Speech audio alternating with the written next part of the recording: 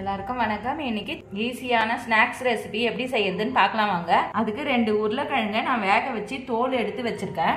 1 cup அளவுக்கு பொரி, ஒரு மீடியமான வெங்காயத்தை பொடியா கட் பண்ணி வச்சிருக்கேன். 2 பச்சை மிளகாய் பொடியா கட் பண்ணது, 1/2 டீஸ்பூன் அளவுக்கு சோம்பு, 1/2 டீஸ்பூன் அளவுக்கு தனி மிளகாய் தூள், கொஞ்சமா கருவேப்பிலை பொடியா கட் பண்ணது. உருளைக்கிழங்கை ஒரு பாத்திரத்துல சேர்த்துட்டு நான் மசிச்சுக்கிறேன். மசிச்சுட்டேன். உருளைக்கிழங்கை பொரி சேர்த்துக்கிறேன்.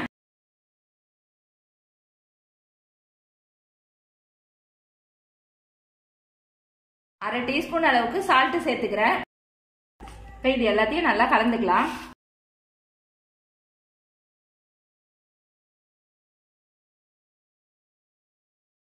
நல்லா கலந்துட்டு ஒரு 5 டீஸ்பூன் அளவுக்கு அரிசி மாவு சேர்த்துக்குங்க. இது ஒரு பைண்டிங் கோசம் தான். இதையும் சேர்த்து கலந்துக்கலாம்.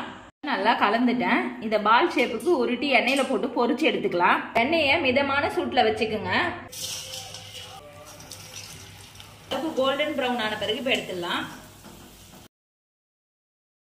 இந்த ஸ்நாக்ஸை நீங்களும் வீட்டில் செஞ்சு பாருங்க. செஞ்சு பார்த்துட்டு எப்படி இருந்துச்சுன்னு சொல்லுங்க. லைக் பண்ணுங்க, ஷேர் பண்ணுங்க, கமெண்ட் பண்ணுங்க, சப்ஸ்கிரைப் பண்ணுங்க.